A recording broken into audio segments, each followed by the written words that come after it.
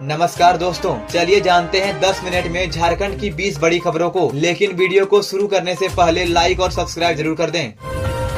हजारीबाग से अब कोलकाता और दिल्ली जाना होगा आसान, जल्द शुरू हो सकती है नई ट्रेनें। हजारीबाग टाउन स्टेशन से कोलकाता और दिल्ली के लिए जल्द सीधी ट्रेनें शुरू हो सकती है। इसको लेकर लगातार प्रयास हो रहे हैं और सांसद मनीष जायसवाल खुद रेलवे अधिकारियों और रेल मंत्री से बातचीत कर रहे हैं। बहुत जल्द हजारीबाग को कई नई रेल सुविधाएं मिलने वाली है। आसनसोल हटिया इंटरसिटी ट्रेन का विस्तार हावड़ा तक किया जा सकता है। इससे हजारीबाग, बरही और गिरिडीह के यात्री सीधे हावड़ा जा सकेंगे। आइए जानते हैं क्या क्या बदलाव होंगे। आसनसोल हटिया ट्रेन अब हावड़ा तक जाएगी। कोडरमा रांची रेल लाइन का दोहरीकरण भी जल्द शुरू हो सकता है। रांची से कटरा के लिए सीधी ट्रेन का प्रस्ताव भी भेजा गया है। गया से मुंबई ट्रेन के फेरे बढ़ाने की भी मांग हो रही है। रेलवे की जानकारी के मुताबिक मुंबई वाली ट्रेन से पिछले 6 महीनों में 64 लाख की कमाई सिर्फ रिजर्व टिकट से हुई है। अगर सामान्य टिकट को जोड़ा जाए तो सालाना 1.5 करोड़ से ज्यादा की कमाई सिर्फ एक ट्रेन से हो रही है। सांसद ने संसद में भी हजारीबाग के रेल मुद्दों को उठाया है। ट्रेनों की संख्या बढ़ने से यात्रियों को समय और पैसे दोनों की बचत होगी।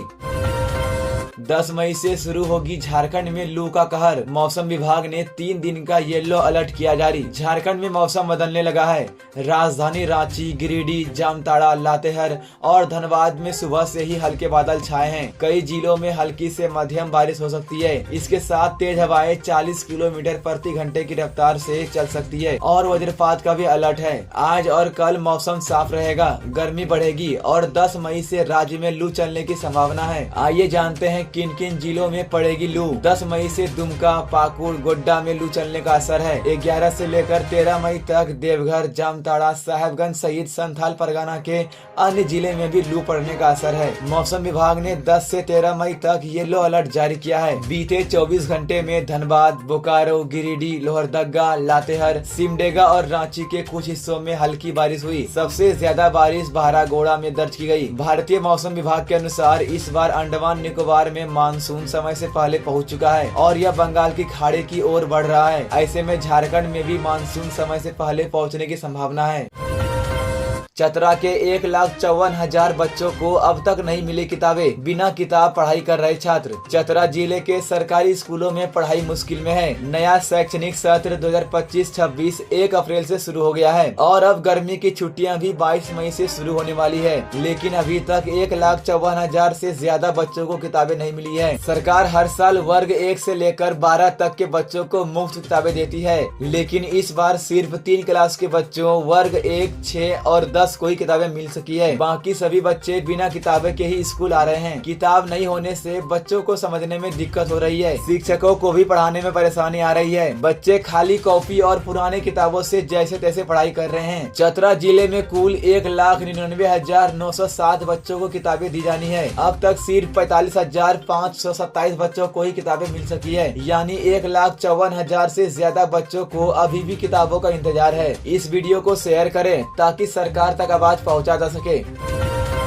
झारखंड कैबिनेट की बैठक आज। शराब नीति में बदलाव और कर्मचारियों को मिलेगा 2% डीए बढ़ोतरी का तोहफा। झारखंड सरकार की कैबिनेट बैठक आज होने वाली है। इस बैठक में 2 बड़े फैसले हो सकते हैं। नई शराब नीति को मंजूरी मिल सकती है। राज्य की नई उत्पाद नीति पर मुहर लग सकती है। अभी तक राज्य सरकार खुद शराब की दुकानें चला रही थी, लेकिन अब ये फिर से निजी हाथों में सौंपी जा सकती है। राज्य में कुल 1453 शराब की दुकानें हैं, जिनमें देसी, विदेशी और कंपोजिट दुकानें शामिल है। 1 जून से नई नीति लागू करने की तैयारी है। प्रस्तावित बदलाव में शामिल है शराब बिक्री का समय बढ़ाना, एक ही व्यक्ति, समूह या एजेंसी को सीमित दुकानें देना। वहीं दूसरी लाभ की बात करें तो राज्य कर्मियों को 2% महंगाई भत्ता बढ़ने का लाभ। राज्य के 2 लाख कर्मचारी और 50 लाख पेंशनर्स को फायदा हो सकता है। जनवरी 2025 से 2% डीए बढ़ाने की घोषणा हो सकती है। अभी कर्मचारियों को 53% डीए मिल रहा है, जो बढ़कर 55% हो जाएगा। केंद्र सरकार ने अप्रैल में ही अपने कर्मचारियों का डीए बढ़ा दिया था। रांची में बेटे की हैवानियत, बेल्ट से पीटकर मां को मार डाला, फांसी लगाकर दी जान। रांची के चुटिया थाना क्षेत्र में दिल दहला देने वाला मामला सामने आया है। यहाँ एक बेटे ने अपने ही मां को बेल्ट और मुक्के से पीटा, जिससे आहत होकर मां ने अगली सुबह फांसी लगाकर आत्महत्या कर ली। 56 साल की सुनीता देवी की मौत की सूचना मिलने पर पुलिस पहुंची और उनके बेटे राहुल केसरी के खिलाफ आत्महत्या के लिए उकसाने का मामला दर्ज किया है। ये घटना 5 मई 2025 की है। सुनीता देवी की बेटी रूबी केसरी ने बताया कि उसके भाई राहुल ने मां को बेल्ट और मुक्के से पीटा था। मारपीट के बाद राहुल घर से चला गया और मां अकेली रह गई। अगली सुबह 6 मई को जब दरवाजा नहीं खुला तो पड़ोसियों ने बेटी को खबर दी। रूबी अपने ससुराल भरकुंडा से रांची पहुंची और दरवाजा खोलकर देखा मां फंदे से लटकी हुई थी। रूबी केसरी ने पुलिस को बताया कि उसका भाई राहुल अक्सर मां के साथ मारपीट करता था और उन्हें मानसिक रूप से प्रताड़ित करता था। पुलिस ने अब पूरे मामले की जांच शुरू कर दी है। रांची में 10 मई को बड़ी बैठक, अमित शाह समेत कई दिग्गज होंगे शामिल। 10 मई को रांची के पूर्वीय क्षेत्रीय परिषद की बैठक होने जा रही है। इस बैठक की अध्यक्षता केंद्रीय गृह मंत्री अमित शाह करेंगे। बैठक में हिस्सा लेने के लिए अमित शाह 9 मई को ही रांची पहुंच जाएंगे। वहीं मुख्यमंत्री हेमंत सोरेन उपाध्यक्ष की भूमिका में रहेंगे। आइए जानते हैं कौन कौन होंगे शामिल। बिहार के मुख्यमंत्री नीतीश कुमार और बिहार के उप मुख्यमंत्री सम्राट चौधरी, बिहार के जल संसाधन मंत्री विजय चौधरी, ओडिशा के मुख्यमंत्री मोहन चरण मांझी, झारखंड के मुख्य सचिव अलका तिवारी, विकास आयुक्त अविनाश कुमार और कई वरीय प्रशासनिक और पुलिस अधिकारी शामिल रहेंगे। पश्चिम बंगाल की मुख्यमंत्री ममता बनर्जी के भी आने की संभावना है, लेकिन इसकी अब तक पुष्टि नहीं हुई है। रांची नगर निगम ने सफाई को लेकर खास निर्देश दिए हैं। नगर निगम के प्रशासक संदीप सिंह ने airport road, Ratu road, Kadru, Argora समेत कई इलाकों की सफाई व्यवस्था का निरीक्षण किया। अवैध होर्डिंग्स हटाने के आदेश भी दिए गए हैं। बैठक को देखते हुए 10 मई को ट्रैफिक में बदलाव किया गया है। सुबह 10 बजे से रात 10 बजे तक बड़े मालवाहक वाहन शहर में नहीं घुस पाएंगे। छोटे मालवाहक वाहन सुबह 8 से 11 और शाम 4 बजे से 7 बजे तक प्रतिबंधित रहेंगे। ऑटो को बिरसा चौक से सुजाता चौक तक सुबह 8 से 12 और दोपहर 2 से शाम 6 बजे तक एंट्री नहीं मिलेगी। बिग बाजार चौक के कड़रू ब्रिज के बीच केवल कार्यक्रम में भाग लेने वाले वाहन ही जा सकेंगे।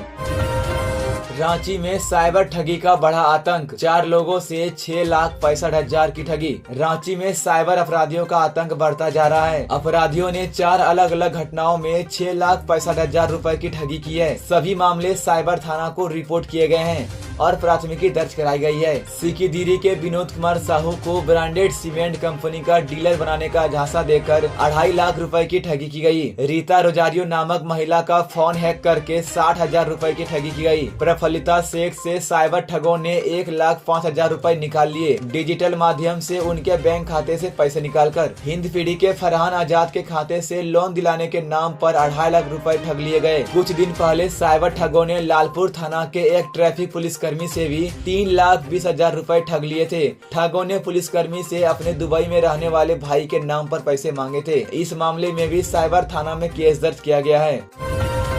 हाईवा की चपेट में आकर चालक की मौत, मुआवजे की मांग पर रोकी गई कोयला ट्रांसपोर्टिंग। धनबाद के केंदुआडी थाना क्षेत्र के BNR साइडिंग में बुधवार को एक दर्दनाक हादसा हुआ। 62 साल के हाईवा ड्राइवर मोहम्मद सिराज की काम के दौरान मौत हो गई। वो GTS कंपनी के लिए हाईवा चला रहे थे और CHP के पास बैरियर ठीक कर रहे थे, तभी उनकी हाईवा अचानक लुढ़क गई और उसकी चपेट में आ गए। घटना के बाद मजदूरों ने BCCL साइडिंग में कोयला लोडिंग और ट्रांसपोर्टिंग बंद कर दी। जगह जगह झंडा लगाकर प्रदर्शन किया गया और मुआवजा देने की मांग की गई। घायल हालत में मोहम्मद सिराज को पहले कुश्तौर अस्पताल और फिर SNMMCH अस्पताल ले जाया गया, लेकिन डॉक्टरों ने उन्हें मृत घोषित कर दिया। शाम को पुलिस और प्रशासन की मौजूदगी में कंपनी प्रबंधन से बातचीत हुई। मृतक की पत्नी को 15 लाख रुपए का चेक और 50,000 रुपए अंतिम संस्कार के लिए दिए गए। इसके बाद मजदूरों ने अपना विरोध वापस ले लिया।